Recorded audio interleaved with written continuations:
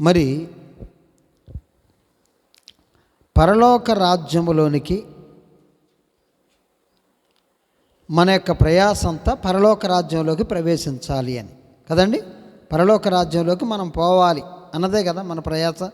ఈ లోకంలో ఎంతకాలం జీవించినా కానీ ఈ లోకాన్ని విడిచిపెట్టి మనం పోవాల్సిందే. అయితే మరి చాలామంది మరి క్రైస్తవులలో లేరనుకుంటున్నాను నేను. అక్కడ పరలోకం ఉందని క్రైస్తవులందరూ నమ్ముతారు కదండి. నమ్ముతారు కదా, అందరూ నమ్ముతారు. దేవునికి స్తోత్రం. పరలోకం ఉండబట్టే మనం ఈ లోకంలో కొన్నిటిని వదిలిపెట్టేశాం. ఈ లోకంలో జీవించాల్సినటువంటి జీవితాన్ని, అంటే పాపమును వదిలిపెట్టి నీతిగా పరిశుద్ధతను కలిగి పవిత్రతను ధరించి క్రీస్తుని సొంత రక్షకునిగా అంగీకరించి మనమందరము కూడా మరి ప్రార్థన చేస్తూ పరిశుద్ధమైనటువంటి జీవితాన్ని జీవిస్తూ ఉన్నాం. మన శరీరానికి పాపము అంటకూడదు. దేవునికి స్తోత్రం. అప్పుడు మాత్రమే పరలోకానికి వెళ్తాము అన్నది మన నిరీక్షణ.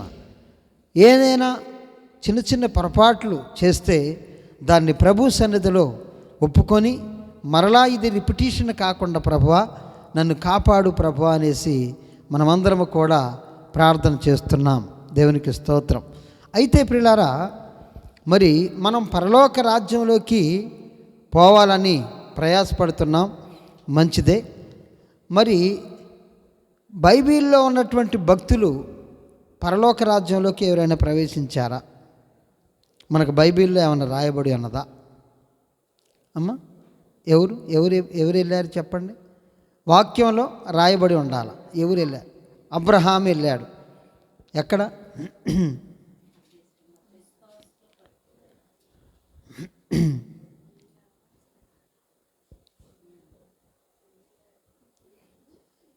లాజరు ధనవంతుడిని చూస్తే కదా, లాజరు ధనవంతుడు వీళ్ళిద్దరిని చూస్తే లాజరు ఎక్కడికి పోయాడు? అబ్రహాము రొమ్మున ఆనుకొని ఉన్నాడు. దేవునికి స్తోత్రం కదా. అంటే అబ్రహాం ఎక్కడ ఉన్నాడు? పరలోకంలో ఉన్నాడు. దేవునికి స్తోత్రం. హల్లెలూయా. ఇప్పుడు ధనవంతుడు ఈ లోకంలో లోకానుసారంగా జీవించాడు, లాజరు వాక్యానుసారంగా జీవించాడు కదా. యేసు ప్రభువుని అంగీకరించి దేవుణ్ణి అంగీకరించి లాజరు పరిశుద్ధమైనటువంటి జీవితాన్ని కలిగి ఉన్నాడు. ఈ లోకంలో దరిద్రము అనుభవించినప్పటికీ, ఆయన దరిద్రుడిగా ఉన్నప్పటికీ పరలోకంలో చేరాడు. ఈ లోకంలో భోజనం దొరకలేదు, ఆయనకి కురుపులతో ఉన్నాడు, అనారోగ్యంతో ఉన్నాడు. అయినా కానీ తన మనసుని హృదయాన్ని పరిశుద్ధంగా ఉంచుకున్నాడు. దేవునికి స్తోత్రం. అబ్రహాము రొమ్మున ఆనుకొని ఉన్నాడు కదా. ఈ ఉపమానాన్ని చెప్పింది ఎవరు? ప్రభుల వారే స్వయంగా చెప్పాడు. ఇది ఎవరి టైంలో జరిగిందో చెప్పాడు యేసుక్రీస్తు ప్రభువారు. ఎవరి టైంలో అండి?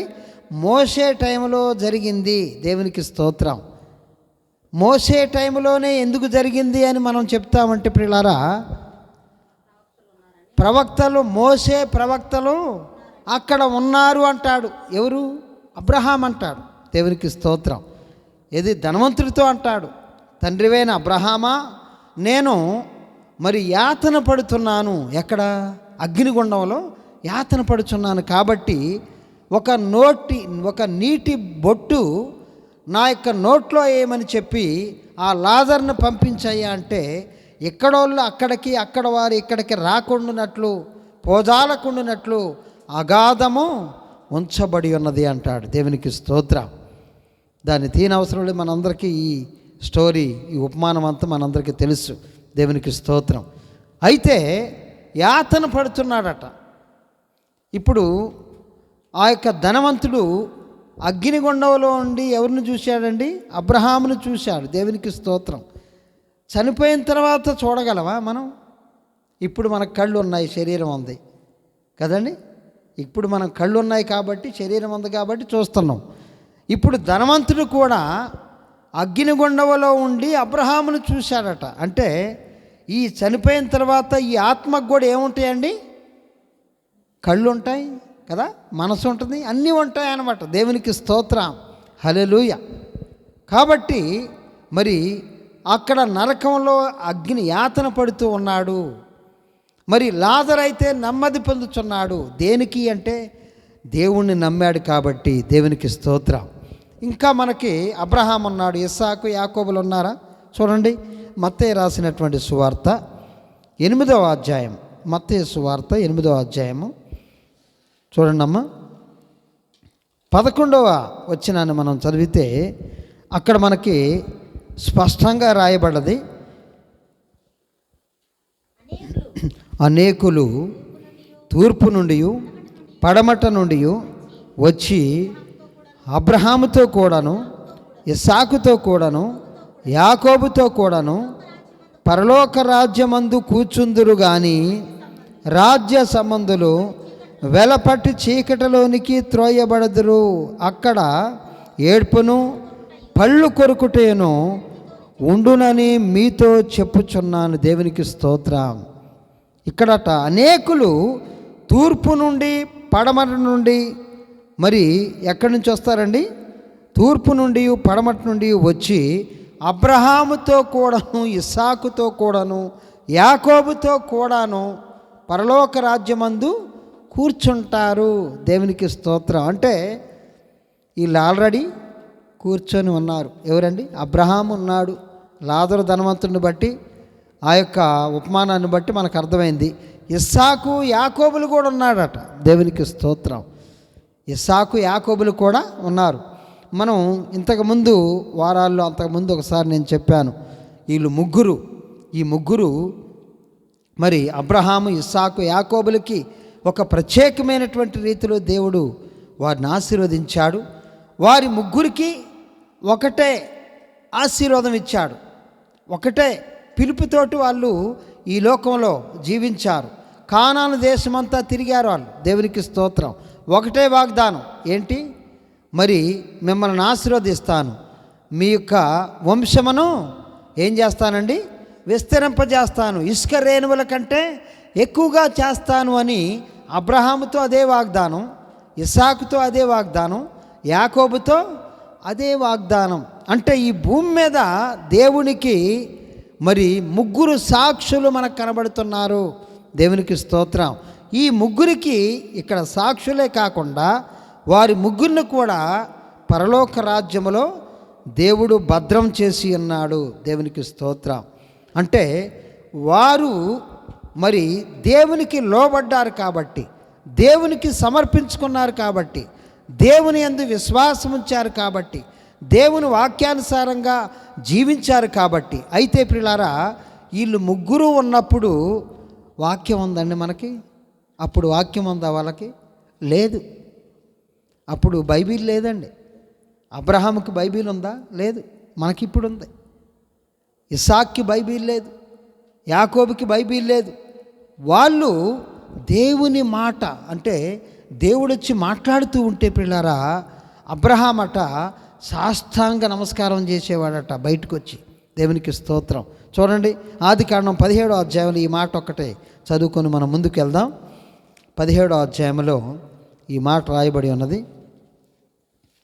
17వ అధ్యాయం మొదటి నుంచి చదివితే అక్కడ మనకి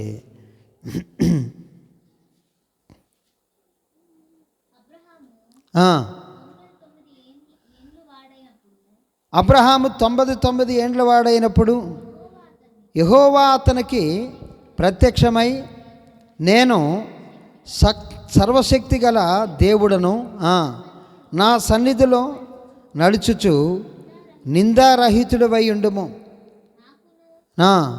నీకును మధ్య నియమించి నిన్ను అత్యధికంగా అతనితో చెప్పగా, అబ్రాము సాగిలపడి ఉండగా సాగిలపట్టం ఏంటండి? సాష్టాంగ నమస్కారం కదండి. బోర్లా పడిపోతుందట. దేవునికి స్తోత్రం. అబ్బా, ఎంత విధేయత! మన పితరులైనటువంటి అబ్రహాము, ఇస్సాకు, యాకోబులు ఇదే విధేయతతోటి ఉన్నారు. వాళ్ళు ముగ్గురు కూడా అండి దేవునికి సమర్పించుకున్నారు. దేవుని మాట అంటే గడగడలాడారు. దేవునికి స్తోత్రం. ఈ వాక్యము ఈ వాక్యాన్ని బట్టి మనము గడగడలాడుతున్నామా? దేవుని మాట అంటే వాళ్ళు వణికిపోయారు. దేవునికి స్తోత్రం. సాష్టాంగ పడి ఉండగా దేవుడు ఆయనతో మాట్లాడాను. సాష్టాంగ నమస్కారం. ఎప్పుడైనా మన అనుభవంలో సాష్టాంగ నమస్కారం చేసినవండి దేవునికి? ఎప్పుడైనా కొందరు ప్రార్థన చేసేటప్పుడు మరి చైర్ మీద కూర్చోవటం నాకు ఇష్టం ఉండదండి అంటూ ఉంటారు. దేవునికి స్తోత్రం. చైర్ మీద కూర్చోవటం లేకుంటే మంచం మీద కూర్చోవటం నాకు కిందనే కూర్చోవాలనిపిస్తుంది అంటే దేవుని ఆత్మ వాళ్ళలో పనిచేస్తుందని అర్థం. దేవునికి స్తోత్రం. దేవుని ఆత్మ నిన్ను తగ్గించుకునేటట్టుగా చేస్తుందని అర్థం. ఆ ఆత్మతో నడిపించబడ్డారు ఈ ముగ్గురు కూడా. దేవుని ఆత్మతో నడిపించబడ్డారు. దేవుని మాట అంటే వాడు గజగజలాడిపోయారు. వాళ్ళకి ఆధారం లేదండి. వాళ్ళకి ఆధారం లేనప్పుడు నమ్మారు. లేని దాన్ని ఉన్నట్టుగా, ఉన్నదాన్ని లేనట్టుగా చేయగలిగిన వాడు మేము నమ్మినటువంటి దేవుడని వాళ్ళు ముగ్గురు కూడా అండి, అబ్రహాము, ఇస్సాకు, యాకోబులు. మరి యాకోబు దగ్గరికి వచ్చేసరికి యాకోబు మరి ఎబ్బోకురేవు దగ్గర ఆశీర్వాదాలు పొందుకున్నాడు. దేవునికి స్తోత్రం. ఘనమైనటువంటి మరి వారుగా మన పితరులైనటువంటి అబ్రహాము, ఇస్సాకు, యాకోబులకి దేవుడు ఏమిచ్చాడండి? పరలోక రాజ్యాన్ని ఇచ్చాడు. దేవునికి స్తోత్రం. ఇంకా మనం చూస్తే మరి ఆది కాండం నుంచి మలాఖీ గ్రంథం వరకు మొత్తం ఏంటండి? మరి పాత నిబంధన కదా. మరి ప్రవక్తలు ఉన్నారు కదా చాలామంది. మరి ప్రవక్తలు పరలోక రాజ్యంలోకి వెళ్ళారా? ప్రవక్తలు పరలోక రాజ్యంలోకి వెళ్ళారా అమ్మా? వెళ్ళారా? ఖచ్చితంగా వాక్యం కావాలా? ఉన్నదా? చూడండి, లూకాసు వార్త. యేసు ప్రభు చెప్పి సింపులే, మనం చదువుకున్న వాక్యాలు ఇవన్నీ. కాకుంటే దేవుడు మనస్సు పెట్టి ఆత్మతో ప్రార్థన చేస్తూ, ఆత్మతో దేవుని దగ్గర అడుగుతూ ఉన్నప్పుడు, ప్రార్థనాపూర్వకంగా బైబిల్ చదువుతూ ఉన్నప్పుడు ఆ మర్మాలనే దేవుడు బయలుపరుస్తూ ఉంటాడు. దేవునికి స్తోత్రం. చూడండి, లూకాసు వార్త 13వ అధ్యాయము 28వ వచనం. లూకాసు వార్త 13:28. మామూలుగా ఎన్నోసార్లు చదివాం ఈ వాక్యాన్ని, అందరికీ తెలిసిన వాక్యమే. కాకుంటే అది రెవల్యూషన్ అన్నది దేవుడిచ్చేది. అంటే ఆ గ్రహింపు రావాలి అంటే, ఆ గ్రహింపు రావాలంటే ఏం కావాలండి? ఆత్మదేవుడికి పనిచేయాలి మనలో. దేవునికి స్తోత్రం. 13. అబ్రహాము, ఇస్సాకు, యాకోబులను సకల ప్రవక్తలను దేవుని రాజ్యములో ఉండుటయు మీరు వెలుపలకి త్రోయబడుటయు మీరు చూచునప్పుడు మీరు ఏడ్చుచు పళ్ళు కొరుకుదురు. దేవునికి స్తోత్రం. ఇంకా సకల ప్రవక్తలు. దేవునికి స్తోత్రం. హల్లెలూయా. ఈ విషయాన్ని చూసింది ఎవరు? చెప్పింది ఎవరు? ఎవరండి ఈ విషయాన్ని చెప్పింది ఎవరు? యేసు ప్రభు చెప్పాడు. యేసు ప్రభు ఎక్కడి నుంచి వచ్చాడు? పరలోకము నుంచి వచ్చాడు. హల్లెలూయా. దేవునికి స్తోత్రం. అంటే వాళ్ళని అక్కడ చూశాడు కాబట్టి చూసింది చూసినట్టుగా చెప్తున్నాడు ఇక్కడ. దేవునికి స్తోత్రం. సకల ప్రవక్తలు ఉన్నారు.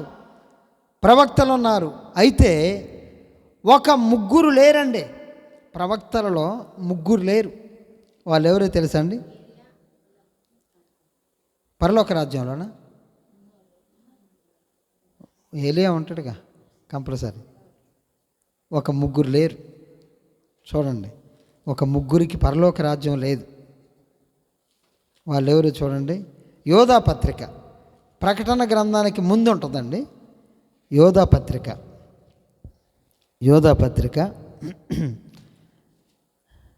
10వ వచనం. ఎన్ని అధ్యాయాలు ఉన్నాయండి యోధా పత్రికలో? 1 అధ్యాయం. 10వ వచనం నుంచి చదివితే తీశారా? అందరూ తీశారా? వీరైతే తాము గ్రహింపని విషయాలను గూర్చి దూషించువారై వివేక శూన్యములకు మృగముల వలె వేటిని స్వాభావికముగా ఎరుగుదురో వాటి వలన తమ్మును తాము నాశనము చేసుకొనుచున్నారు. అయ్యో వారికి శ్రమ. వారు కయ్యూను నడిచిన మార్గమున నడిచిరి, బహుమానము పొందవలేనని బెలాము నడిచిన తప్పు త్రోవలో ఆతురతగా పరిగెత్తిరి. కోరాహు చేసినట్లు తిరస్కారము చేసి నశించిరి. ఈ ముగ్గురికి పరలోక రాజ్యం లేదండి. దేవునికి స్తోత్రం. వీళ్ళ ముగ్గురికి పరలోక రాజ్యం లేదు. కింది వచనాలు మనం చదువుకుంటా పోతే ప్రియులారా, మరి వీళ్ళట గాఢాంధకారానికి వీళ్ళు మరి ఉన్నారు అని చెప్పి 13వ వచనం చదవమ్మా.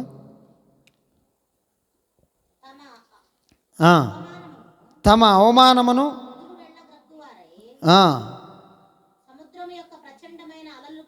సముద్రం యొక్క ప్రచండమైన అలలుగాను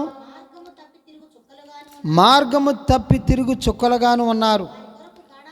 వారి కొరకు గాఢాంధకారము నిరంతరము భద్రము చేయబడి, అంటే వీళ్ళ కోసం గాఢాంధకారం ఉందట. దేవునికి స్తోత్రం. ఈ ముగ్గురికి పరలోకం లేదండి. కయ్యూనికి లేదు. ఏందండి కయ్యూను ఏం చేశాడు? కూరగాయలు తీసుకొచ్చిండు అర్పణకి. అయితే దేవుడు ముందుగానే చెప్పి ఉంటాడు బహుశా. దేవునికి స్తోత్రం. ఏంటి అని అంటే బలి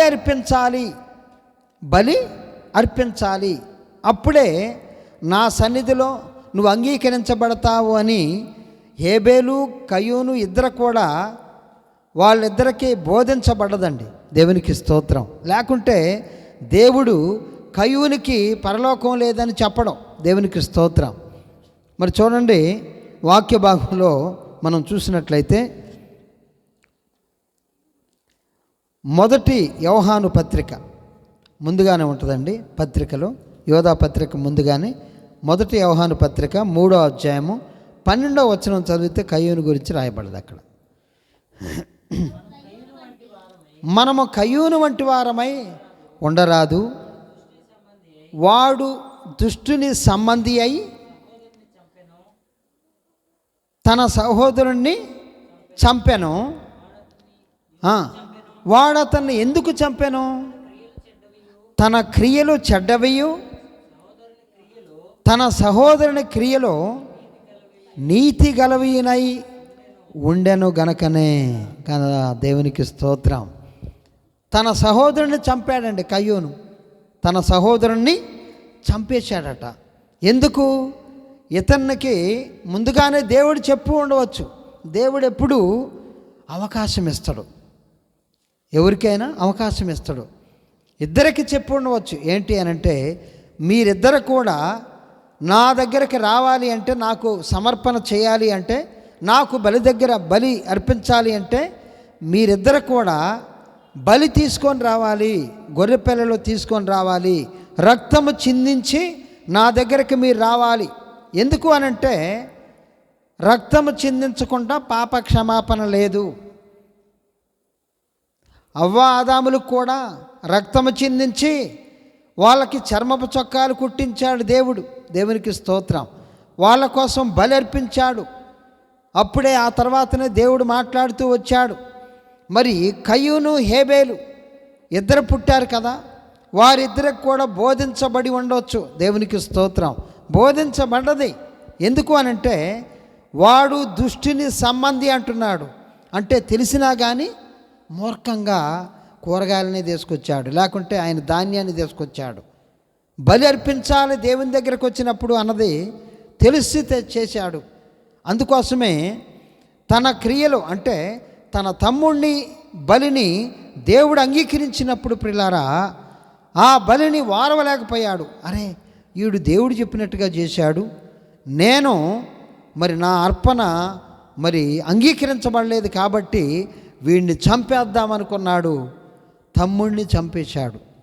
తమ్ముడిని చంపిన తర్వాత ప్రియులారా, మరి హేబేలు యొక్క రక్తం యొక్క స్వరం దేవుని దగ్గరికి వెళ్ళిపోయి మొరపెట్టిందట. దేవునికి స్తోత్రం. అప్పుడు దేవుడు మాట్లాడతాడు కయ్యూనుతోటి, ఏం చేశావంటే, నేను మరి నా తమ్ముడికి నేను కావిలి వాడినా అంటాడు. 4వ అధ్యాయంలో మనం చూస్తాం. దేవునికి స్తోత్రం.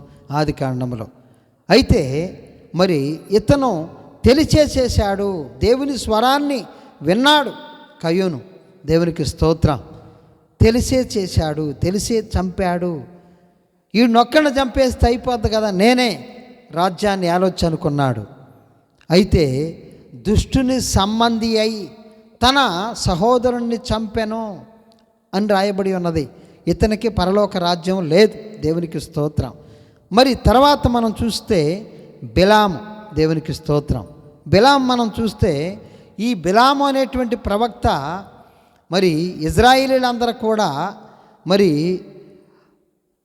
ఐగుప్తు దేశం నుంచి కానాను దేశానికి పోయే మార్గం గుండా పోతూ ఉంటే ప్రియులారా, మరి వాళ్ళ విషయమై మరి బాలాకు అనేటువంటి రాజు చేత ప్రేరేపణ కలిగిన వాడై బిలాము అనేటువంటి ప్రవక్త ఈ యొక్క ఇజ్రాయేలీ జనాంగాన్ని 12 గోత్రాల ప్రజలను శపించడానికి వస్తాడు.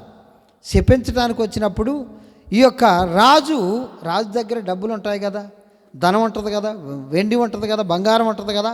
ఈ బంగారం సంచులను పట్టుకొని వచ్చాడు రాజు. నువ్వు శపిస్తే శపించబడతారట, నువ్వు దీవిస్తే దీవించబడతారట. కాబట్టి నీవు మరి ఆ జనాంగం మా ఊరు నుంచి వస్తున్నారు కాబట్టి వారిని నువ్వు శపించాలా. ఏ కొండ మీదకి తీసిపోతాను, ఏ కొండ మీద కంటే ఆ కొండ మీదకి తీసిపోతానని మరి ఆ ప్రవక్తను తీసుకొని పోయి మరి బంగారం వెండి ఆయనకు కావలసిందంత తీసుకొని ఆయనకు చూపించి చేసినప్పుడు ఆ ప్రవక్త ఆ వెండికి బంగారానికి ఆశపడ్డాడండి. దేవునికి స్తోత్రం. ఆయన గురించి చూడండి. మరి 2 పేతురు పత్రిక 2వ అధ్యాయము మనం చూసినట్లయితే 15వ వచనం. 2 పేతురు తిన్నని మార్గమును విడిచి బేయేరు కుమారుడైన బిలాము పోయిన మార్గమును బట్టి త్రోవ తప్పిపోయిరి. ఆ బిలాము దుర్నీతి వలన కలుగు బహుమానమును ప్రేమించెను. అయితే తాను చేసిన అతిక్రమము నిమిత్తము గర్దింపబడెను. నోరు లేని గార్ధబము మానవ స్వరముతో మాట్లాడి ఆ ప్రవక్త యొక్క వెరితనమును అడ్డగించెను. వీరు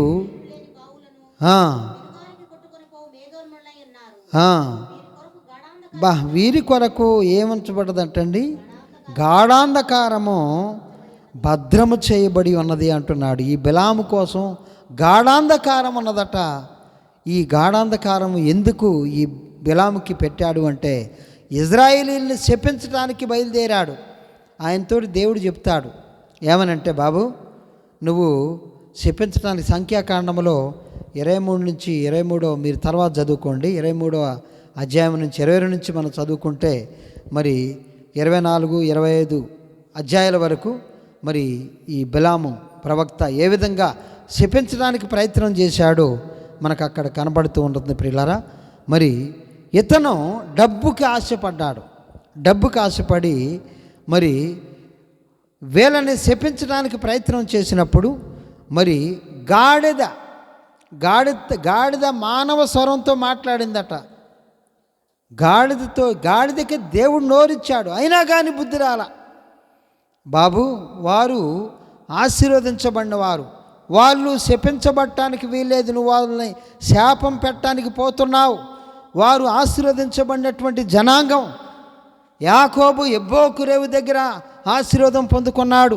12 గోత్రాల ప్రజలు రూబేను, సిమియోను, మరి లేవి, గాదు, ఆసేరు వీళ్ళందరూ కూడా ఆశీర్వదించబడిన వారు. 12 మంది కుమారులు, యాకోబు కుమారులందరిని కూడా నేను ఆశీర్వదించాను, నువ్వు శపించడానికి వీల్లేదు అని ఆ యొక్క గాడిదకి కూడా నోరిచ్చాడట దేవుడు. మానవ స్వరంతో మాట్లాడినా కానీ ఇతనికి బుడ్డిది రాకుండా ప్రియులారా అతను పోతూ ఉంటే ఒకటే చెప్తాడు దేవుడు, నువ్వు వెళ్ళు కానీ నీ నోట్లో నా మాటలు ఉంచుతాను, నేను ఏది చెప్తే అదే నువ్వు పలకాలి. దేవునికి స్తోత్రం. కొండెక్కుతాడు, బలిపీఠం కడతాడు, వధిస్తాడు. అప్పుడు ప్రవచనం మొదలుపెట్టాడు. ఏమనంటే, యాకోబులో దోషము లేదు, యాకోబులో శకునము లేదు, యాకోబు దీవించబడినవాడు, యాకోబు ఆశీర్వదించబడినవాడు. ఇక దేవుని మాటలో ఫ్లోగా వచ్చేస్తున్నాయి. దేవునికి స్తోత్రము కలుగును గాక. దేవుని మాటలే. ఆ యొక్క 23వ మరి సంఖ్యాకాండం 23వ అధ్యాయంలో మనం చూస్తే మరి యాకోబులో శకునము లేదు, యాకోబు దీవించబడినవాడు, నేను ఏ విధంగా ఆయన్ని శపించగలను అనేటువంటి మాటలు అక్కడ కనబడుతూ ఉంటాయి. దేవునికి స్తోత్రం. అయితే ప్రియులారా 3 సార్లు ఇదే జరిగిందండి. శాపవచనాలు కాదు, ఆశీర్వాద వచనాలే. అక్కడ కొండెక్కినప్పుడు దేవుని ఆత్మ ఆయన కమ్ముకుంది ఆ బిలాం ప్రవక్తని. నేను నీ నోట్లో మాటలుంచుతాను, ఆ మాటలే నువ్వు పలకాలి అని చెప్తాడు. ఆయన్ని కంట్రోల్ తీసుకున్నాడు దేవుడు, దేవుని మాటలే పలికాడు. దేవునికి స్తోత్రం. యోధాలో నుంచి రాజదండం వచ్చింది.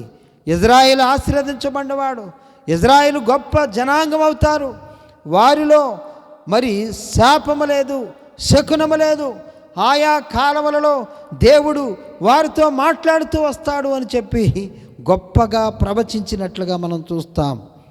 ఆ తర్వాత ఇంకేం చేస్తాడో తెలుసండి, ఈ 3 సార్లు ఛాన్సులు అయిపోయినాయి, వాళ్ళని శపించడానికి వీల్లేదు.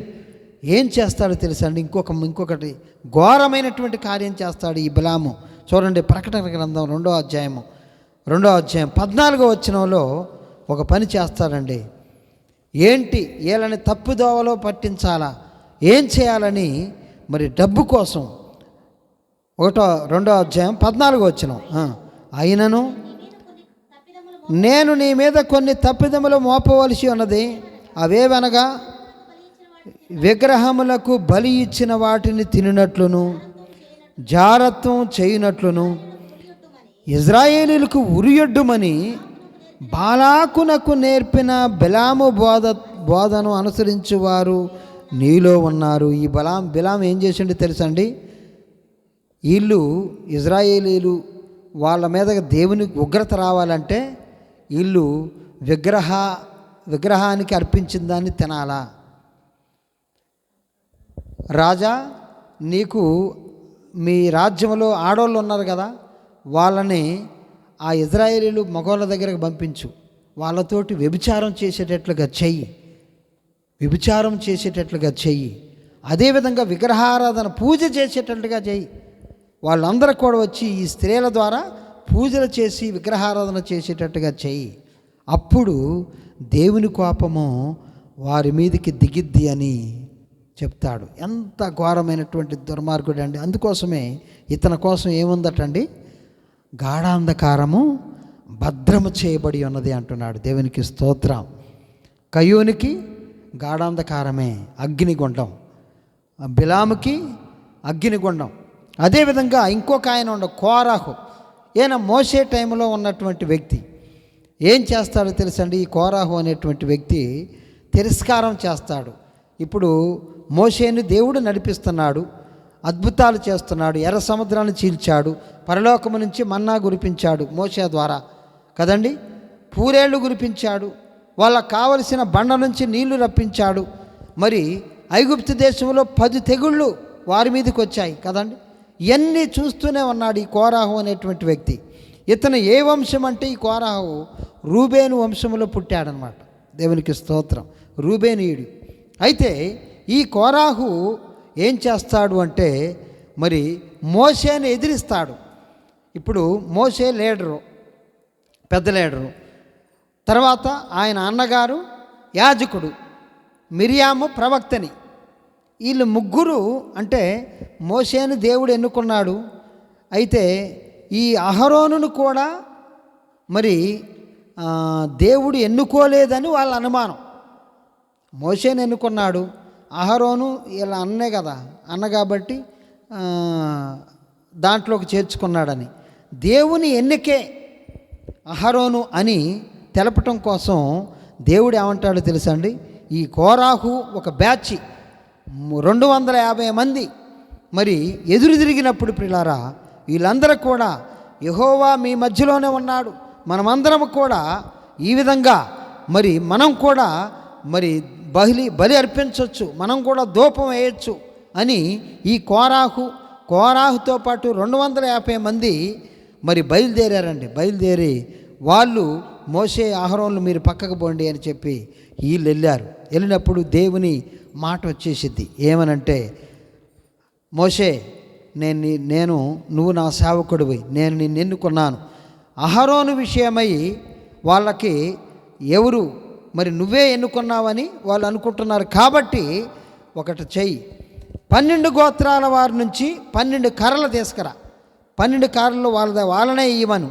12 కర్రలు తీసుకొచ్చి పరిశుద్ధ స్థలంలో పెట్టు. ఈరోజు ఎటోళ్ళు ఎవరి ఇళ్ళకి వాళ్ళకి పొమ్మని చెప్పు.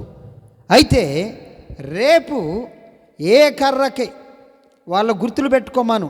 ఎవరి కర్ర పేరు మీద వాళ్ళ గోత్రం పేరు రాయండి. రాసి కర్రలు వాళ్ళు సొంతంగా ఇవ్వాలి. ఇచ్చిన తర్వాత ఆ కర్రలు పరిశుద్ధ స్థలంలో ఉంటాయి.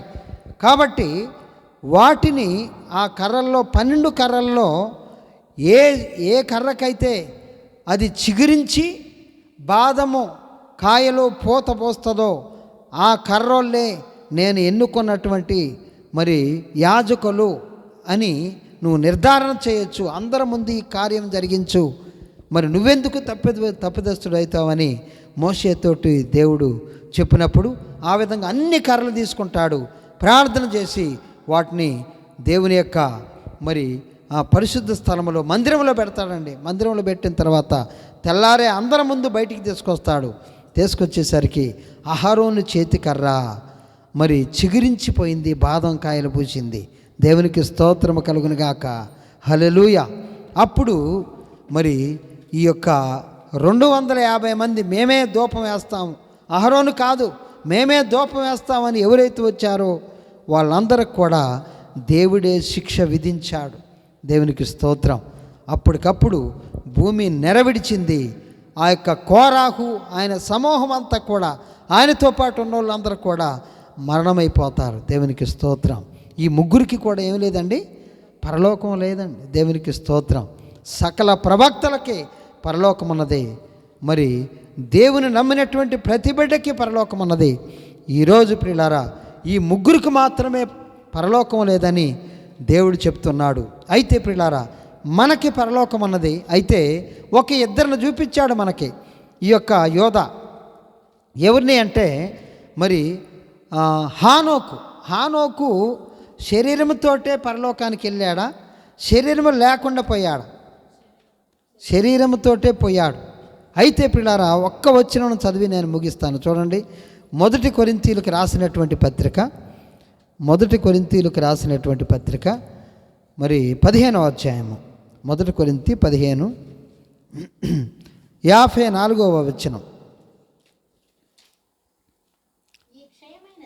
ఈ క్షయమైనది అక్షయతను ధరించుకున్నప్పుడు, మర్త్యమైన ఈ శరీరము అమర్త్యతను ధరించుకున్నప్పుడు విజయమందు మరణము మృంగివేయబడును.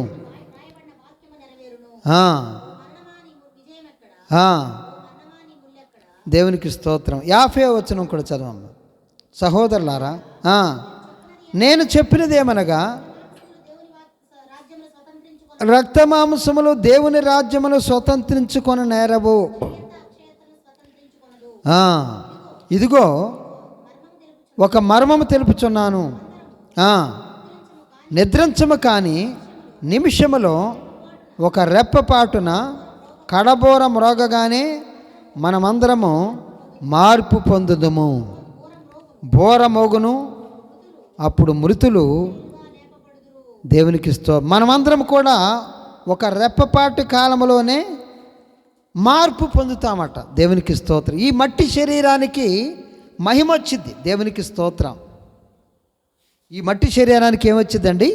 మహిమ వచ్చింది. అంటే హానోకుని దేవుడు పరలోకానికి తీసుకొని పోయాడు. అయితే ఇతను ఎట్లా జీవించాడు? దేవునికి ఇష్టమైన పాత్రగా ఉన్నాడు. దేవుని ఆత్మతో నింపబడినవాడుగా ఉన్నాడు. దేవుని ఆత్మతోటి నడిపించబడినవాడుగా ఉన్నాడు. దేవునికి స్తోత్రం.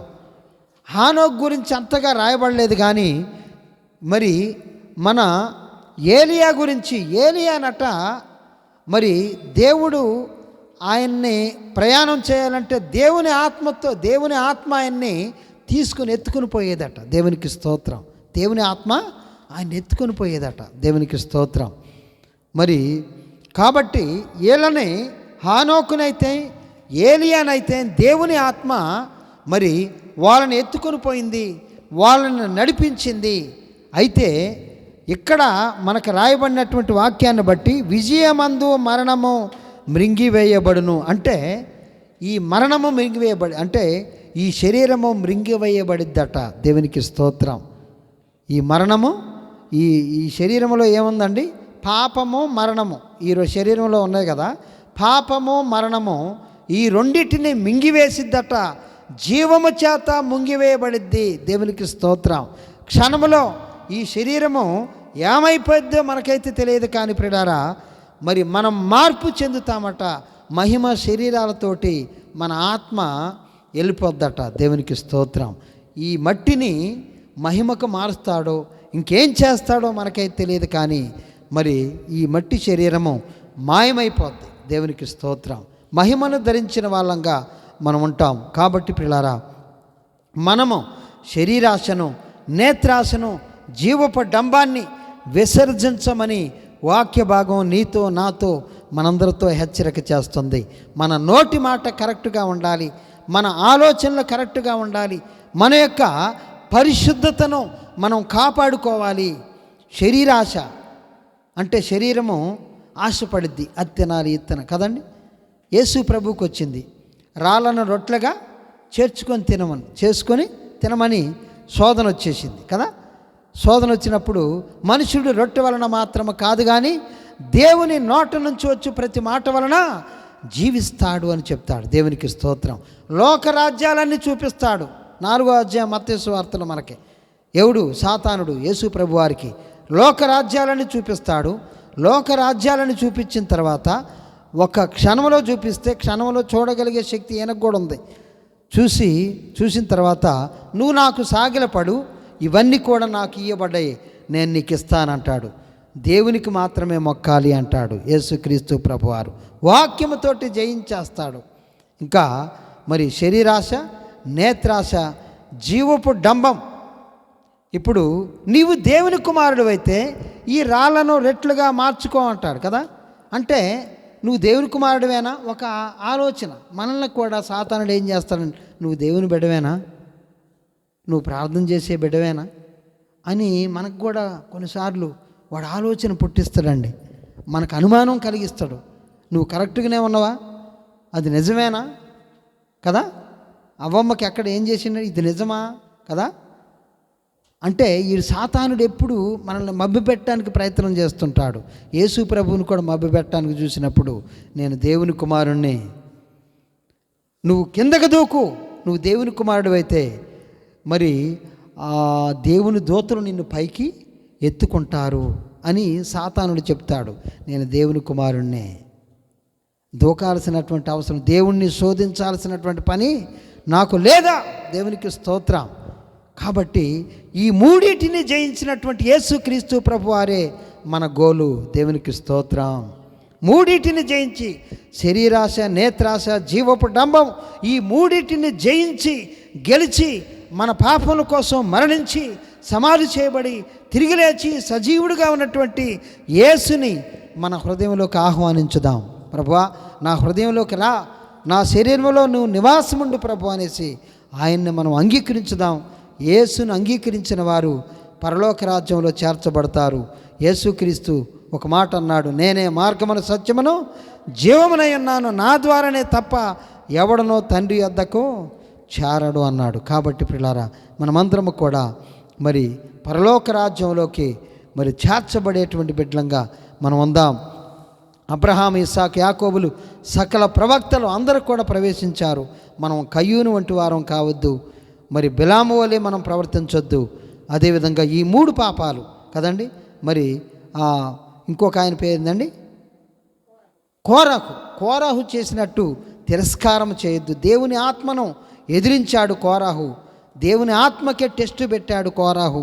కాబట్టి పిల్లారా మనము ప్రభువుని పరీక్షించే వాళ్ళంగా ఉండొద్దు. మరి దేవుడు మరి మనకి పరలోక రాజ్యాన్ని ఇస్తాడని మనం నమ్ముదాం. యేసుక్రీస్తునందు విశ్వాసం ఉంచుదాం. అలాంటి కృప దేవుడు నీకు నాకు మనందరికీ అనుగ్రహించునుగాక. ఆమెన్. చిన్న ప్రార్థన. స్తోత్రముడు తండ్రి, పరిశుద్ధుడు అయిన ప్రభు, మహోన్నతుల సర్వశక్తిమంతుడా నీకే వందనాలు తండ్రి. నీ కృపను బట్టి, నీ దయను బట్టి, నీ పరిశుద్ధిని బట్టి వందనాలు ప్రభా. జ్ఞాపకం చేసుకోండి, దీవించండి, ఆశ్రయించండి తండ్రి. నీకే వందనాలు తండ్రి. ఇక్కడ కూడి ఉన్న ప్రతి బిడ్డను జ్ఞాపకం చేసుకోండి, దీవించండి, ఆశీర్వదించండి తండ్రి. నీకే వందనాలు అయా. సంజయ్ కుటుంబాన్ని జ్ఞాపకం చేసుకోండి, దీవించండి. కుమార్ గారిని ముట్టుకోండి ప్రభా. నీకే వందనాలు. కృపతో బలపరిచి నడిపించమని ప్రార్థన చేస్తున్నాడు తండ్రి. అయ్యా నీకే వందనాలు. సంజయాను కుమార్ గారిని ప్రేమించి ఇచ్చినటువంటి శ్రేష్టమైనటువంటి ప్రభా కుమారుని బట్టి, లోకేష్ని బట్టి, అక్షితాన్ని బట్టి వందనాలు.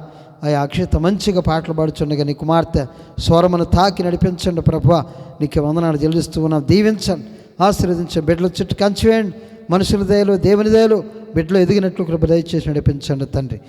కృపా గారి కుటుంబాన్ని జ్ఞాపకం చేసుకోండి, దీవించండి, ఆశీర్వదించండి. వారి భర్త గారిని జ్ఞాపకం చేసుకోండి, దీవించండి, ఆశ్రయించండి తండ్రి. చేస్తున్న పనుల్లో తోడుగా ఉండండి తండ్రి. జాబులు తోడుగా ఉండండి.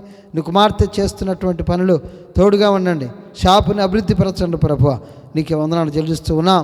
జీవంగినటువంటి మా తండ్రి, మా రక్షకుడు నీకే వందనాలు. నీ కుమార్తెకి సొంత ఇల్లు అనుగ్రహించమని ప్రార్థన చేస్తున్నాను, దీవించమని ప్రార్థన చేస్తున్నాను, ఆశ్రయించమని ప్రార్థన చేస్తున్నాను తండ్రి. ఆయా వారి కుమారుడి మ్యారేజ్ విషయమై మంచి అమ్మాయిని ఏర్పాటు చేసి నడిపించండి తండ్రి. నీకే వందనాలు చెల్లిస్తూ ఉన్నాం. కరికరపడ కోట్లాది స్తుతులు. చేస్తున్న జాబులో తోడుగా ఉండండి, అభివృద్ధిని కలిగించండి, ప్రమోషన్ అనుగ్రహించండి, పాపను కూడా దీవించండి. చేస్తున్న జాబులో తోడుగా ఉండమని ప్రార్థన చేస్తున్నాను. ఆయా భర్త గారు చేస్తున్నటువంటి జాబులో కూడా తోడుగా ఉన్నాడుగా నడిపించండి తండ్రి. అదేవిధంగా తండ్రి శారద గారి కుటుంబాన్ని జ్ఞాపకం చేసుకోండి, దీవించండి, ఆశ్రయించండి తండ్రి. నరేందర్ని ముట్టుకోండి ప్రభా. అయా సాయిని ముట్టుకోండి ప్రభా. నీకే వందనాలు. కనికరం చూపించండి, దయ చూపించండి, జాలిని చూపించండి తండ్రి. నరేంద్ర మ్యారేజ్ విషయమై మంచి అమ్మాయిని ఏర్పాటు చేసి నడిపించండి తండ్రి. నీకే వందనాలు తండ్రి. కరికర పడడానికి కోట్లాది స్తుతులు. జీవాధిపతి నీకే వందనాలు. ఆయన కుమార్తెకి ఆరోగ్యమైన శక్తిని బలమని నడిపించండి. ఆయా కాళ్ళ నొప్పి నుంచి నడిపించండి. ప్రతి బలహీనతను కొట్టివేయండి, బలమను సమకూర్చండి ప్రభా. నీకే వందనాలు చెల్లిస్తూ ఉన్నాం. అదేవిధంగా రాజేశ్వరి గారి కుటుంబాన్ని జ్ఞాపకం చేసుకోండి. వారి కుమారుని దీవించండి, ఆశ్రయించండి. నీ కుమార్తెకి ఆరోగ్యమైన శక్తిని బలమని నడిపించండి ప్రభా. నీకే వందనాలు చెల్లిస్తూ ఉన్నాం. స్వాతి కుటుంబాన్ని నడిపించండి ప్రభా. నీకే వందనాలు. దీవించండి, ఆశ్రయించండి తండ్రి. చక్రవర్తి గారి కుటుంబాన్ని జ్ఞాపకం చేసుకోండి తండ్రి, దీవించండి. అయా నాగరత్నం గారి కుటుంబాన్ని జ్ఞాపకం చేసుకోండి తండ్రి. అయా వారికి ఊరికి వెళ్ళి ఉండగా వారి చుట్టూ కంచి వేయండి. అయాన్ని రప్పించమని ప్రార్థన చేస్తున్నాను. బుజ్జిని ముట్టుకోండి ప్రభా. అనారోగ్యంతో ప్రభా నీ కుమార్తె హాస్పిటల్లో ఉండి ఉండగా తాకి నడిపించండి, కడపల నొప్పి నుంచి నడిపించండి. ఆయా ఆరోగ్యంతో శక్తితో నడిపించండి. వెంకన్న గారిని ముట్టుకోండి ప్రభా. నీకే వందనాలు. శృతిని జ్ఞాపకం చేసుకోండి, దీవించండి, ఆశ్రయించండి. కిషోర్ చుట్టూ కంచి వేయండి, కాచి కాపాడు ఖండించండి తండ్రి. నీకే వందనాలు చెల్లిస్తూ ఉన్నాం. బాబీ కుటుంబాన్ని జ్ఞాపకం చేసుకోండి, దీవించండి. రమ్యాన్ని జ్ఞాపకం చేసుకోండి. జయబాబు చుట్టూ కంచి వేయండి, కాచి కాపాడు ఖండించండి తండ్రి. నీకే వందనాలు. అనంతకుమారి పెద్ద కుటుంబాన్ని, వారికి ఇచ్చినటువంటి కుమారులు ఇద్దరిని బట్టి వందనాలు. ఆ కెనడి కుటుంబాన్ని జ్ఞాపకం చేసుకోండి, దీవించండి, ఆశ్రయించండి. నీకే వందనాలు తండ్రి. వరద బాధితులను జ్ఞాపకం చేసుకోండి తండ్రి. ఆంధ్రాలో ఆయా చర్చీలు మునిగిపోయినాయి. అదేవిధంగా తండ్రి జనులందరూ కూడా భోజనం లేక, టిఫిన్లు లేక ప్రభా, పాలు లేక, ఖమ్మం కూడా ప్రభు జ్ఞాపకం చేసుకోండి తండ్రి. ఇబ్బంది పడుతున్నారు ప్రభా. నీకే వందనాలు. వారిని ఆదరించండి తండ్రి. ప్రకృతి విలయం ప్రభ ఆఫ్ చేయగలిగినటువంటి వాడు నువ్వే. నీకే వందనాలు చెల్లిస్తూ ఉన్నా. వరదలను ఆఫ్ చేయమని ప్రార్థన చేస్తున్నాను. వేరేకెళ్ళి మళ్ళించమని ప్రార్థన చేస్తున్నాను. అయా నీకే వందనాలు. ఆకలి ప్రభా, చావులు ఉన్నాయి ఇక్కడ ప్రభా. అనేకులు చనిపోతున్నారని వింటున్నాం తండ్రి. జ్ఞాపకం చేసుకోండి తండ్రి, దీవించండి తండ్రి. కుటుంబాలను ఆదరించండి. ఆయా రిలీఫ్ క్యాంపులు పెట్టి వారిని అందరినీ కూడా తరలించగలటుకు సహాయం చేసే దేవుడా, ప్రభుత్వంతో మాట్లాడండి ప్రభా. నీకే వందనాలు. కనికర పడడానికి కోట్లాది స్తుతులు. ఆయా ఫుడ్ సహాయం అనుగ్రహించండి. ఆయా పాస్టర్ల కుటుంబాలు, ఆయా చర్చీలు మునిగిపోయినాయి. ఆయా కుటుంబం ప్రభా అల్లకల్లోలంగా ఉంది, వాళ్ళని కూడా జ్ఞాపకం చేసుకోండి, దీవించండి. ఆయా వారి చుట్టూ కంచి వేయండి, కాచి కాపాడు ఖండించి కావలసిన సమస్తమును కూడా దయచేసి నడిపించండి. ఖమ్మంలో కూడా ప్రభా ఆయా తండ్రి అనేకులు నిరాశ్రయులయ్యారు. జ్ఞాపకం చేసుకోండి, దీవించండి తండ్రి. ఆశ్రయించి జానయ్య గారి కుటుంబాన్ని ఆదరించండి ప్రభా. నీకే వందనాలు చెల్లిస్తూ ఉన్నాం. కనికరపడా కోట్లాది స్తుతులు చెల్లిస్తూ, జీవంగినటువంటి మా తండ్రి, మా రక్షకుడ, కోట్లాది స్తుతులు చెల్లిస్తూ ఈ బస్తీని జ్ఞాపకం చేసుకోండి తండ్రి. ఈ బస్తీలో చర్చీని ఇస్తానన్నావు. నీకే వందనాలు ప్రభా. స్థలమును ఏర్పాటు చేస్తున్నావు, స్తుతులు చెల్లిస్తూ ఉన్నా. నీకే వందనాలు తండ్రి. చర్చిని, గొప్ప చర్చిని ఇస్తున్నావు, స్తుతులు చెల్లిస్తూ ఉన్నా. అయా నీకే వందనాలు ప్రభా. ఆశీర్వాదం కొమరిస్తున్నావు, జనాలను కదిలించండి ప్రభా. అనేకులు మా దగ్గరకు రాగలుటకు ఆత్మలను పట్టుకోమని ప్రార్థన చేస్తున్నాను. కుడి ఎడమలు తెలియనటువంటి జనాంగం ప్రభా జ్ఞాపకం చేసుకోండి, దీవించండి, ఆశీర్వదించండి తండ్రి. ఆయా తాకండి, బస్తీని తాకి నడిపించమని ప్రభా నీకే వందనాలు చెల్లిస్తూ కొండపల్లి సంఘమును, చెరుమాన సంఘమును, వనరాజపల్లి సంఘమును జ్ఞాపకం చేసుకొని దీవించి ఆశ్రయించమని తండ్రి నీకే వందనాలు చెల్లిస్తూ జీవాధిపతిని చిత్తమును నడిపించమని ప్రేమైనటువంటి నా తండ్రి, నా రక్షకుడా నీకే వందనాలు చెల్లిస్తూ ప్రతి కుటుంబం చుట్టూ కంచి వేసి కాచు కాపాడు ఖండించమని అక్సాన్ని నన్ను ప్రేమించి ఇచ్చిన సెలస్టీని జ్ఞాపకం చేసుకొని జాబ్ అనుగ్రహించండి. క్యారెల్కి మీ చిత్తమైతే MBBSలో సీట్ అనుగ్రహించండి. ఫెడ్రిక్ను ముట్టుకోండి ప్రభా నీకే వందనాలు. అల్పుడు నన్ను ఆ పాస్టర్ని జ్ఞాపకం చేసుకోండి, బలమైన ఇన్స్ట్రుమెంట్స్గా మమ్మల్ని వాడుకోండి ప్రభా నీకే వందనాలు చెల్లిస్తూ జీవాధిపతిని చిత్తమును నడిపించమని, ఆయా బైబిల్లో మర్మాలను బయలుపరిచి నడిపించమని నీకే వందనాలు చెల్లిస్తూ యేసు క్రీస్తు అతి పరిశుద్ధ ఉన్నతమైన నామమున అడిగి వేడుకొనుచున్నాం తండ్రి, ఆమెన్. యెహోవా శ్రేదుర్గమా, నా విమోచకుడా, నా నోటి మాటలను నా హృదయ ధ్యానమును నీ దృష్టికి అంగీకారములగునుగాక. ఆమెన్. పరలోకమందున్న మా తండ్రి నీ నామం పరిశుద్ధపరచబడును గాక, నీ రాజ్యం వచ్చును గాక, నీ చిత్తము పరలోకమందు నెరవేరినట్లు భూలోకమందు నెరవేరును గాక. మా అనుదిన ఆహారం నేడు మాకు దయచేయం, మా రుణస్థులను క్షమించిన ప్రకారం మా రుణము క్షమించు, మమ్మ శోధనలోకి తేకాదృష్టిని తప్పించు. రాజ్యము, శక్తి, మహిమ నిరంతరము నీవే ఉన్నావు తండ్రి, ఆమేన్. తండ్రి అయిన దేవుని నుండి, ప్రభువైన యేసుక్రీస్తు నుండి, పరిశుద్ధాత్మ సహవాసం ఇప్పుడెప్పుడు మనందరికీ, ప్రపంచంలో పరిశుద్ధులందరికీ, ఇక్కడ కూడి ఉన్న ప్రతి బిడ్డకిని సదాకాలము తోడే నడిపించును గాక. ఆమేన్. ఆమేన్. అందరికి వందనాలమ్మ. ప్రైజ్లాడమ్మ.